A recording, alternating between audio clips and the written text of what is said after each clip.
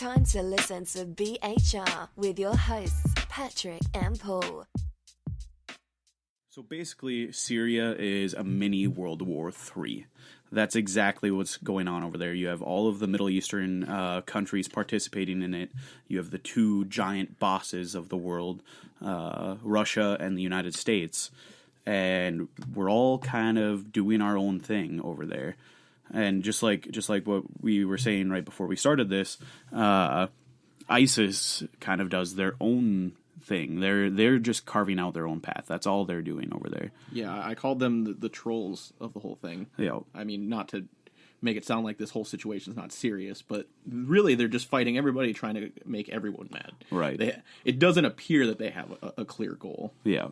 But you were saying before we got this really kicked off that you don't believe that we should be over there or that we should be participating. I feel like it's not our business. I mean, now at this point, it's become our business. Yeah. I don't understand what, other than oil, maybe, I don't understand why we would even be in that area. So that's a pretty like classic stance on, like, not saying that we're isolationists or that you are, but that is a classic stance, a conservative stance on war, that we shouldn't be focusing on other countries, that we need to focus more on. No, I completely think that we need to make things better here before we can try and make things better everywhere else. Right. I'm not against, at some point, trying to help the world better themselves, but I think that we need to make sure that we're taken care of first. See, and like that's the part where I know I've talked about this in past podcasts, but that the grand strategy of it all really comes into play is its spheres of influence. When Russia, we were involved in Syria before Russia was. Mm-hmm. But as soon as Russia got involved, there's no way that we're not going to be involved in Syria, no matter what any politician says or anything. As soon as Russia says we're going to be here, we need to be there. It's classic. It's Cold War 101. Like, we're still having a battle of spheres of influence of what countries we can make sure are on our side, and that's how we are protecting our homeland, is basically by, fighting in these proxy wars, putting in people in power that we think are appropriate, and trying to really stimulate a culture that is not necessarily similar to ours, but that is pro-United States. Yeah, exactly. A culture that's pro-United States. We've been doing that for the last, almost 80 years now. Ever since I would even say we've been doing it for the last 100 years. Ever since World War I, we've been kind of dabbling and playing in the world of the grand strategy and spheres of influence. And that's why, to me, that's why it's important. Was it appropriate for us to launch the 60 Tomahawk missiles on Syria? Only 59 hit, but I'm not sure. I think history is the only way. Years from now, it's going to be the only way to tell whether it's appropriate that we did this or that we're starting to get heavily involved. I mean, on the surface, I think it's a good thing. Because, like we were talking about before we started recording, they didn't do it to murder anybody. They did it to destroy that military base. Yep.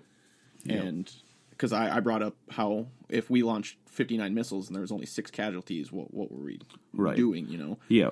But if their overall goal was to destroy that military base, then I think that that's a good thing. Right. And they destroyed 200 aircraft. They did paralyze, not paralyze, that might be over dramatizing that, but they did some extreme damage to the Russian and Syrian army's aircraft. Over 200 aircrafts were destroyed, and that will prevent them from doing further bombing in that area. Now, is this the military base that the attack was launched from? Yeah. Or that's what we've been told. Okay. I am still slightly hesitant on what we are told and what is actually happening, because it seems like there's always some type of difference there. But overall, is our involvement, should we be involved? I believe we should. Just historically, what Syria is as a country, It was one of the foundations of Christianity. Like one of the first apostate churches was established there. There's a lot of, it's a rich culture. There's a lot of good people there too. And a lot of them actually moved to our hometown way back in the day. So we actually have quite a large Syrian population here in North Dakota. Okay. And so, I mean, I can't help but think that, like, if there's that video floating around that on CNN, from CNN, where the Syrian that was gassed or was near the area that was gassed during the 2013 attack, where he says, if you really want to help refugees, try and help them stay in their country. And I like that stance. I like that idea where let's try to help them stay in their country. If we don't want them over here, then we probably should help them stay in their country. Yeah, and I think you see a lot of that floating around on the internet. Why are we attacking them if we're not going to let them in? Blah blah blah. Right. And that's a very arrogant and ignorant stance on that, in my opinion, because it's making the assumption that these people want to leave their homes and that America is better. And we have to put ourselves in their shoes and try to put ourselves in their mentality. If this was going on in our country, would we want to leave our land, no matter how devastating it's getting? Yeah. I mean, would you want to leave your home? I mean, I'd have to be in the situation, I guess. Yeah. But obviously, in the beginning, I would definitely want to stay. But if it got to the point where, I felt like I couldn't do anything about it, I would want to go somewhere safer. Yeah. Yeah. But even at that, I mean, you might not necessarily want to leave your country. Even at that, I mean, like, just someplace safe. You want someplace safe. And that's why one of the big push, the one thing that they're trying to push now is the idea of building safe zones and really enforcing safe areas for refugees or for the people in Syria that are in these places that are devastated by this mini World War III going on over there. I mean, the part that's a little bit scary to me is how many fingers are in this basket.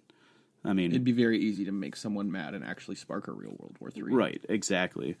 I mean, it's kind of funny because we were just a few weeks ago talking about how we thought North Korea was going to be the start of World War III. Mm-hmm. And that actually brings up an awesome point, and one that we should address is like the other concept or the other perspective on the Tomahawk missiles being launched on Syria is what that shows other countries, right?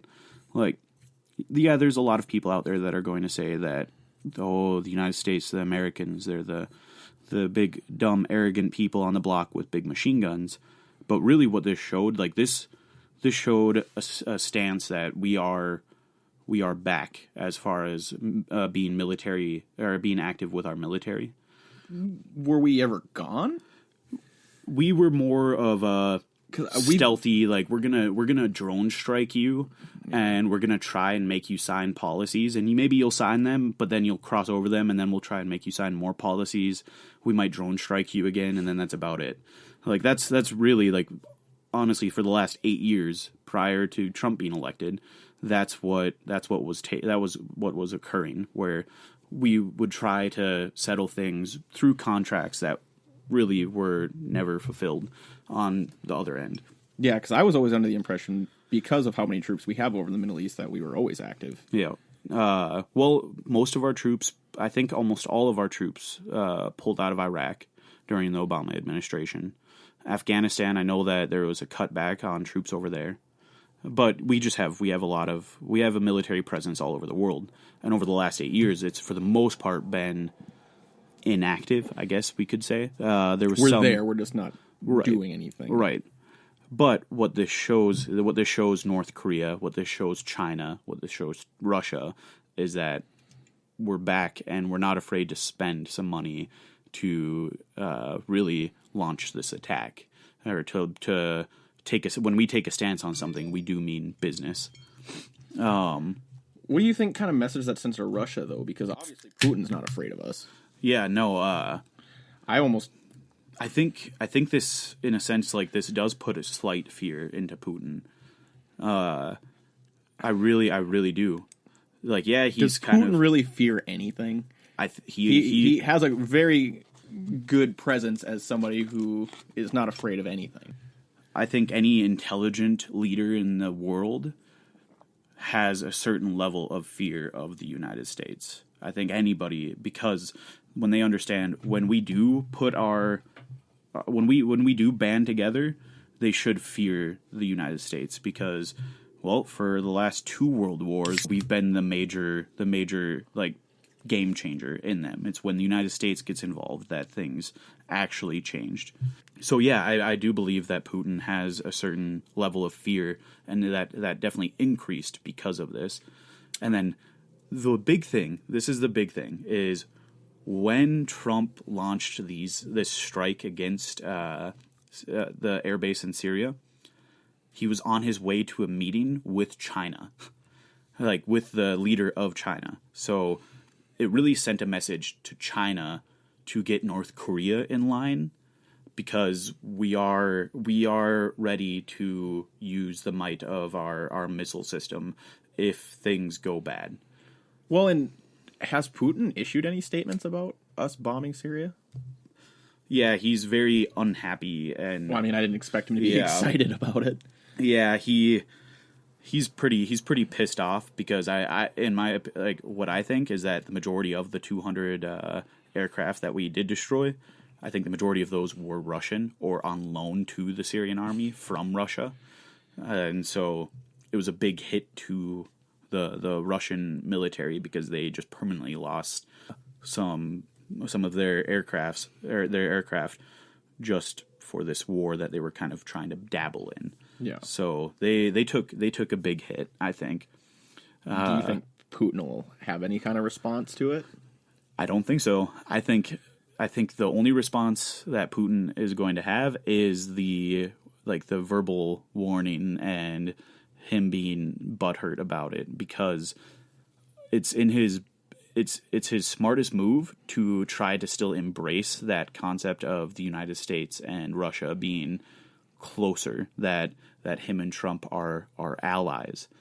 So it's way more economically responsible of him to not do any response. Like it's time. He's going to back out. They've established a base near the coast of Syria. They have their presence pretty much permanently established in Syria, and so now they can withdraw without losing their presence. Like they have some influence in that area, and that won't be lost, even if Assad is toppled. Like the Russians will have a permanent presence over there, and that was the big thing that they were trying to achieve. In certain aspects, I think it's almost more important of the message that is sent to China over Russia, definitely over Russia, because China is the big master puppeteer over North Korea, and when they haven't been doing a very good job of it. Well, they just they still like to keep their extreme communist type of concepts alive, and North Korea is the best place for that. So, but on his way to a meeting with the Chinese leader, I mean, I don't remember if we talked about this when we talked about North Korea before. How does Russia feel about North Korea? I think they just want to stay out of it as much as possible. That's really what it is.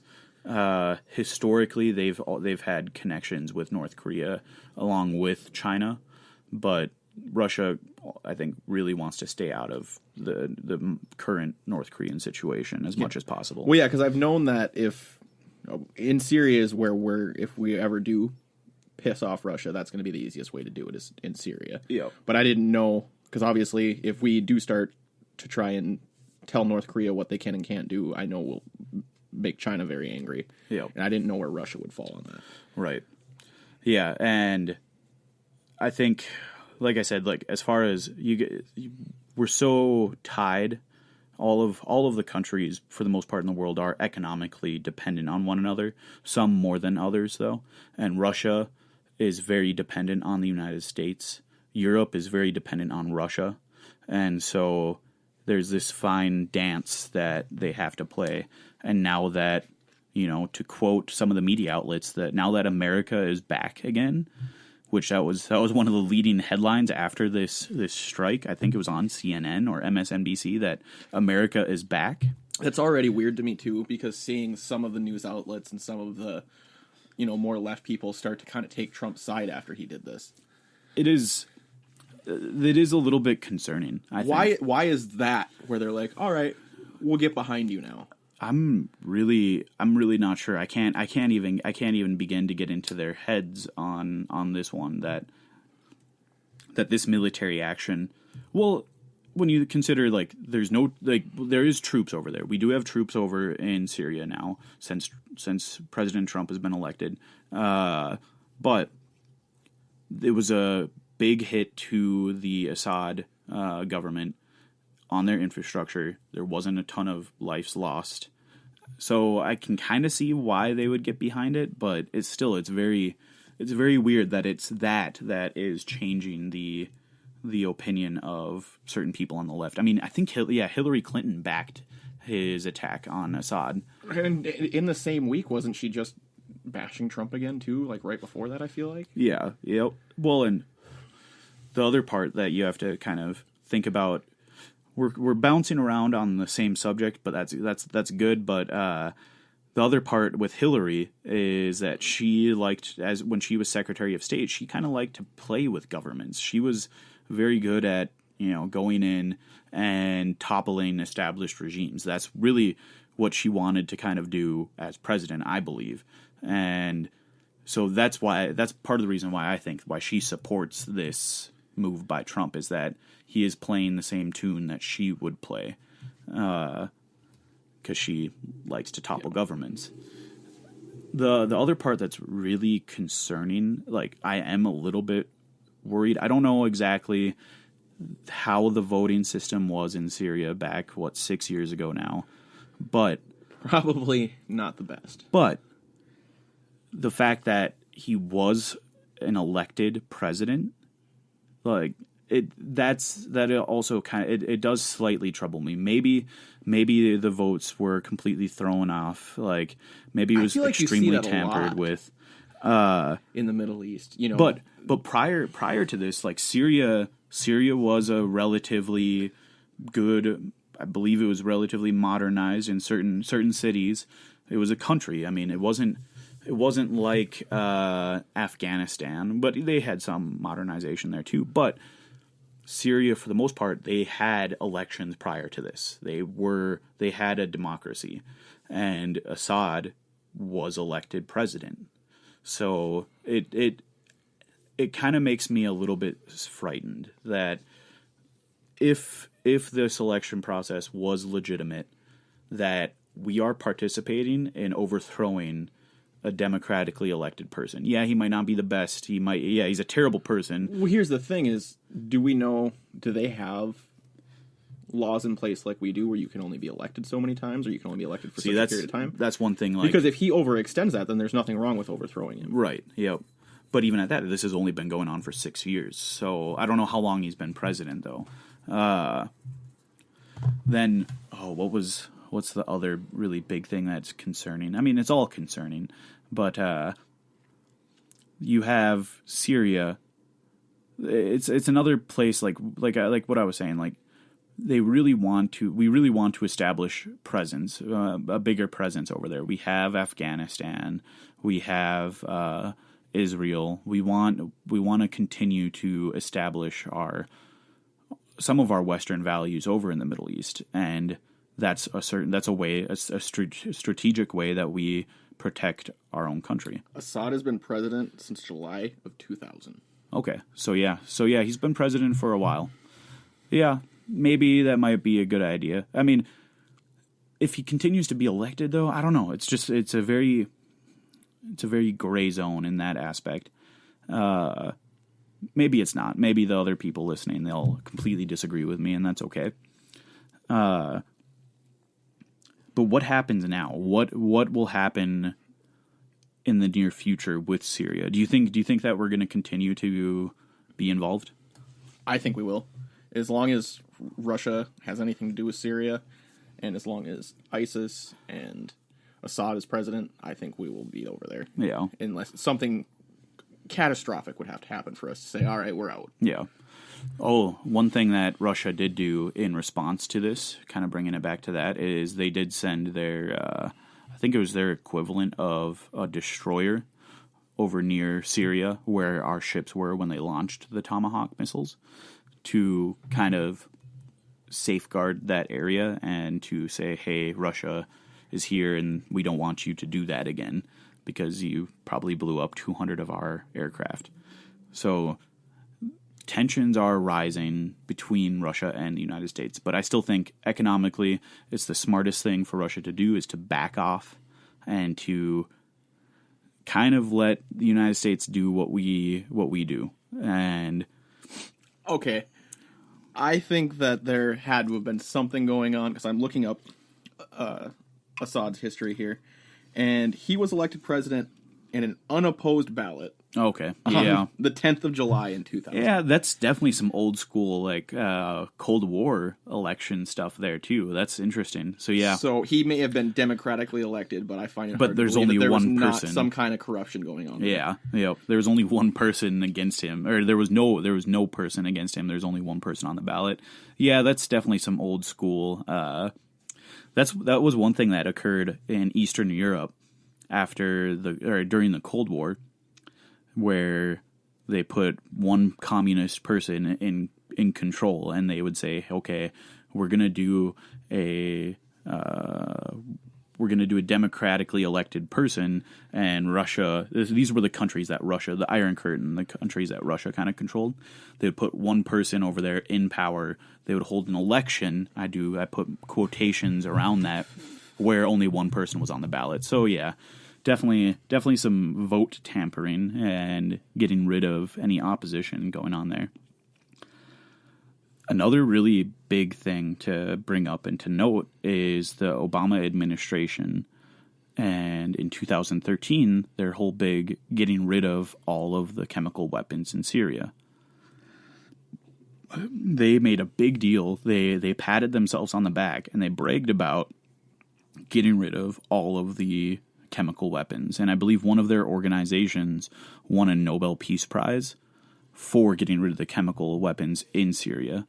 And now you have, just this last week, a chemical attack on Syrian civilians. Where did they come from? Right. If they got rid of them. Right. I mean, and now that goes on to farther question certain actions of the Obama administration, such as the Iran nuclear deal. Like, we were just told, nobody has actually seen the full documents of this contract that we have with Iran. We were just told, hey, they're not going to be able to create nuclear weapons.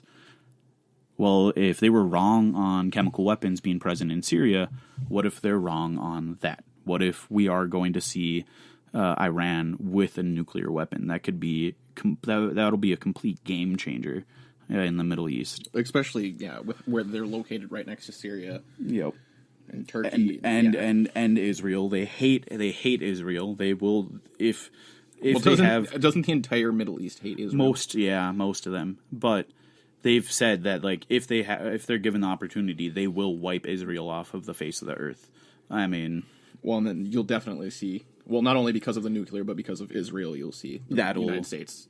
That's another amazing spark to World War III if that ever went down. If a massive attack that we feel that Israel cannot defend, or if they did not defend and they were destroyed, that would be it. There would be such a massive war.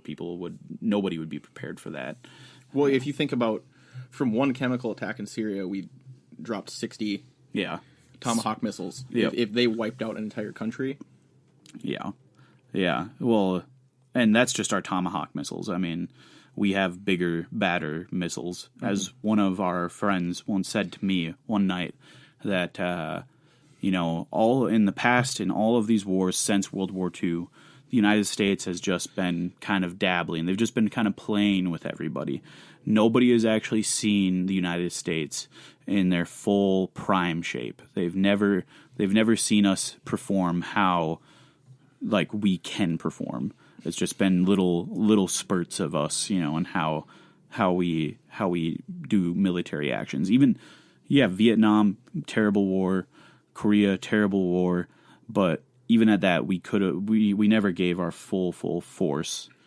So I know we try to keep things pretty clean in here, but I really want to. Yeah, no, I want to say the exact quote that was said, but because that was cleaned up quite a bit. Right? Yeah, but if we ever do see that, it will be quite an interesting event because we have so many weapons in the United States, and so it's things are continuing to rise. Tensions are continuing to rise. I think that as a generation, the millennial generation will see some of the craziest things to happen on this planet. Syria is lighting up, and I don't think there's any end in sight in that.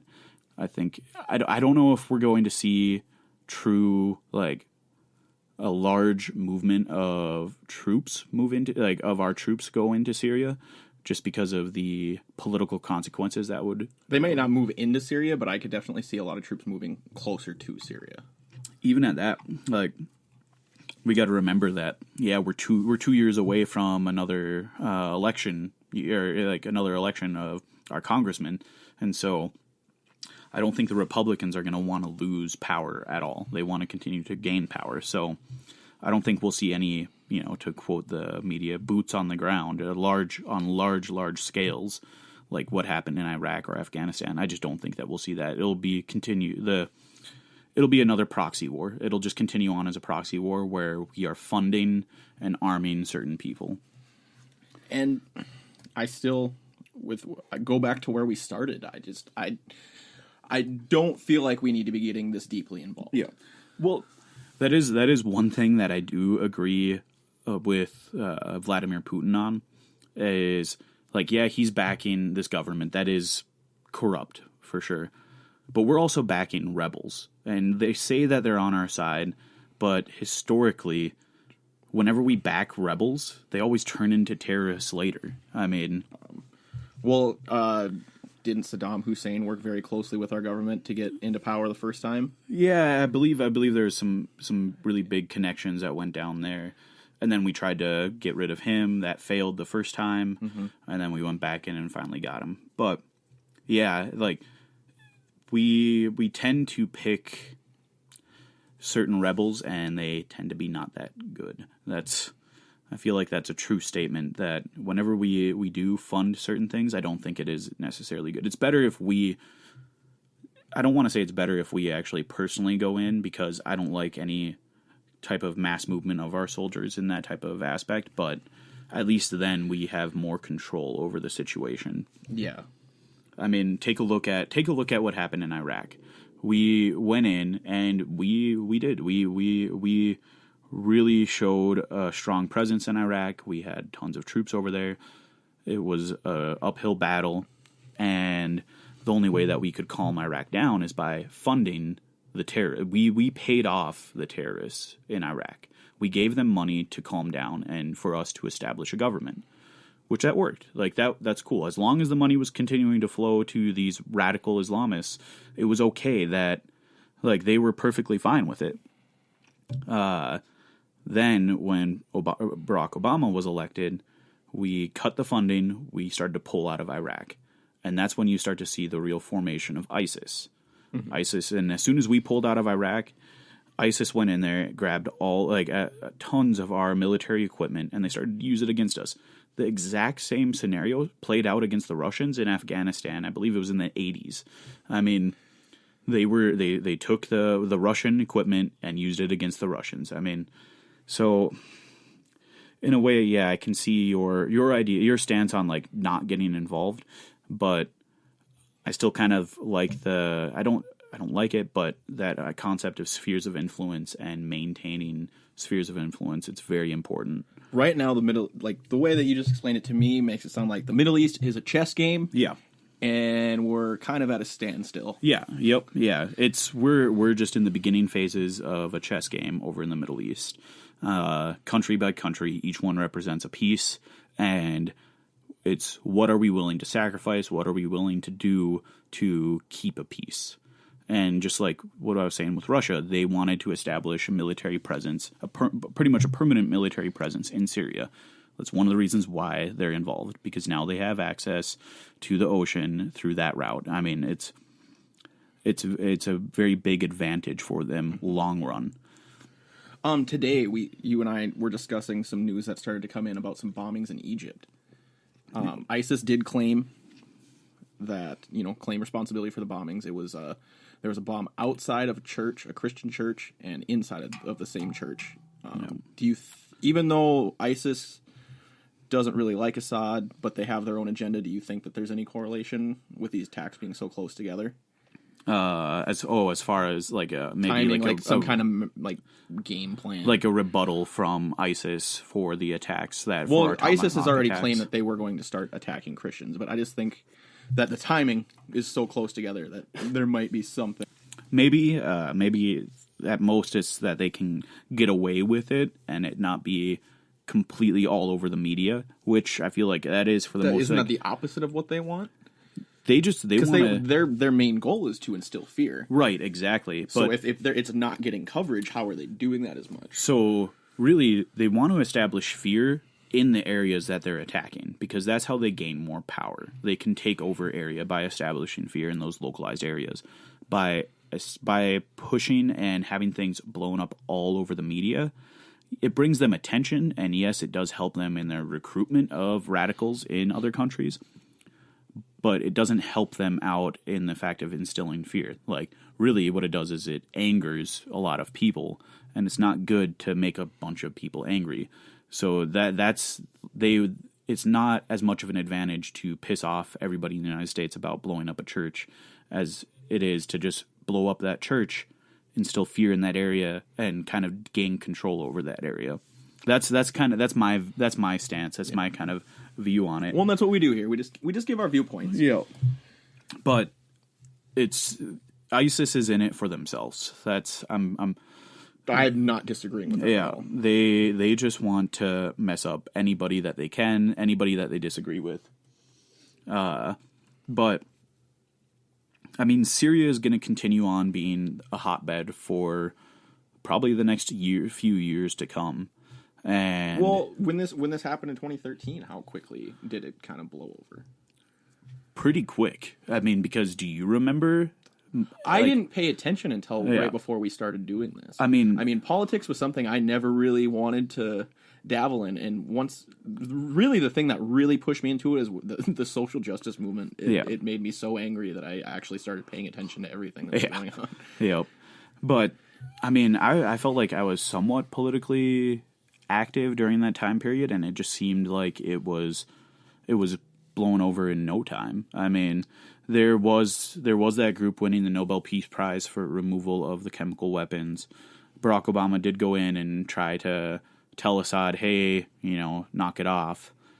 But I don't remember much else other than that. I mean, the most important thing is, where do we go from here? What is the next step in Syria? What's the next step in the Middle East? And what's going to be happening with China? Because, like I said, these attacks, our Tomahawk attack went down during the meeting with the president of China. So it's all going to play a role, and it's all just one really big chessboard.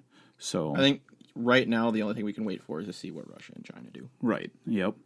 And if they don't do anything, and Assad doesn't do anything for a little while, it might blow over. Yep. But I think we're going to wrap this episode up at this point. So I hope you guys continue to listen and that you like our content. Just let us know what you think, and don't be afraid to participate. I mean, talking politics might be a dangerous game, but the world is dangerous. So thank you guys for listening. This is Paul Wayne. This is Patrick Bluey.